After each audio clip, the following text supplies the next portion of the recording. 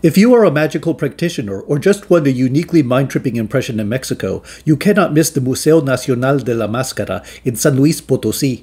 This video will speak of my own explorations in the museum as an occult enthusiast. From research, practice, and experiences, I can say that the mask is one of the most important instruments for ritual and magical power in Mexican folk custom. This episode will explain why masks have such hold in Mexican magical working and how the museum organizes them by themes. The images and clips come from visits in 2012 and 2013. I unfortunately lost a trove of original photos and videos from my 2013 travel, so I feel fortunate that I had recovered enough materials to share this Eye of the Serpent episode with you.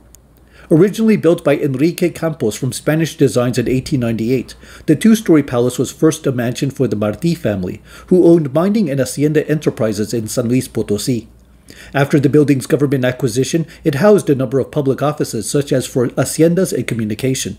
It then became the Mask Museum in 1982, while keeping much of its classical architecture. The collections come from across Mexico, with significant numbers representing Sonora, Oaxaca, Michoacán, Guerrero, and the home state San Luis Potosí itself. Other pieces have international origins such as Bulgaria and India, to compare with Mexico's indigenous traditions.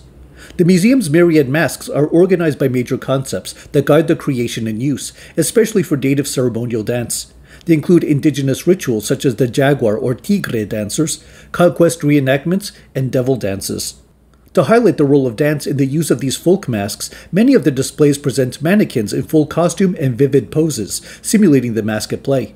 Dance is fundamental to the sacred occasions for the wooden face, to borrow the Nahuatl phrase Xayacatl. The mask is a sculpted sigil, a complex of magical signs, set in motion to the choreography of ritual. In the traditional native worldview, the mask enables the wearer to not only impersonate, but even embody the spiritual forces they seek to activate for the ritual at hand. In another video, I speak of similar concepts from a visit to the Rafael Coronel Museum in Zacatecas. The mask may be not just an evocation of spiritual energy, but also a product of it. The native mask is often crafted during and for specific ritual occasions. And unlike the conventions of Orthodox canon, the mask is inspired by unique imagination, carved by dexterous hand, and worn for local function. The folk mask is likewise an expression of its artist's individual fantasy, experimental creativity, and cultural eclecticism, all intrinsic to the chaos magic tradition.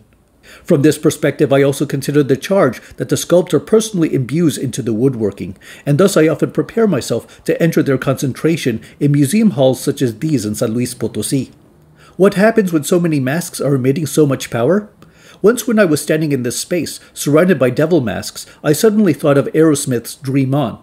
And then just as instantly, I heard through the boarded window a passing car playing that very song. Spontaneous random manifestations always impress me at these Mexican museums, and I detail another of this sort in my video on a chamber of devils. The hall at the museum's southeast corner is reserved for special exhibitions, many from local artists and communities. During my 2012 visit, it showcased devil dances reflecting an early syncretism of indigenous and Catholic beliefs about the underworld's infernal powers. Hanging from the walls were the most formidable and elaborate of these works. Made principally for Holy Week, they represent the native Tancanhuitz community of Tancanhuitz in the Xihui Center at Ciudad del Maíz, both in the Huasteca lowlands of eastern San Luis Potosí.